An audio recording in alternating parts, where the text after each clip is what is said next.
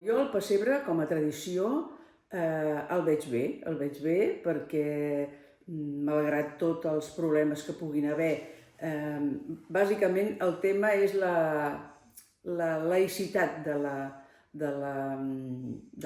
la societat.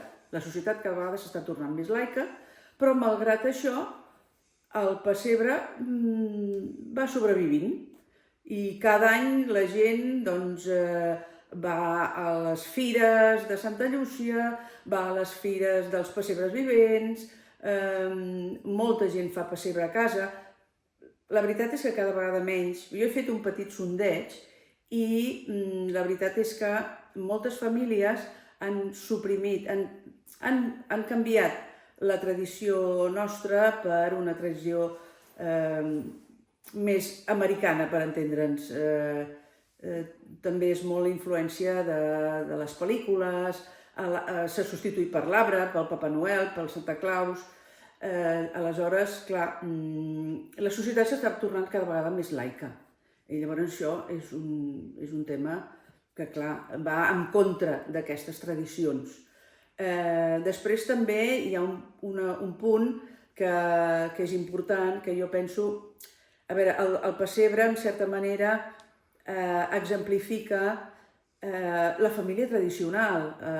Sant Josep, la Mare de Déu, el nen, és la família en majúscula. I en aquesta societat les famílies van canviant. El concepte de família és molt diferent ara. I llavors pot haver-hi capes de la societat que no vulguin caure en aquesta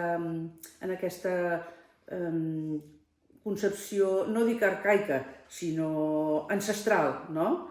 I ara doncs, això també es qüestiona molt. Per exemple, també la laïcitat en les escoles públiques. Les escoles públiques, abans, jo tinc una foto de vestida de catalaneta amb unes figures de pessebre, que era que quan per Nadal feien una postaleta i l'enviaven a la família. I bueno, ara això seria impensable. En una escola pública, potser en una escola religiosa, és possible que encara en facin de pessebres, però a les escoles públiques això també s'ha eliminat. Això també li va en contra. Aleshores, penso que hi ha famílies que, malgrat no sé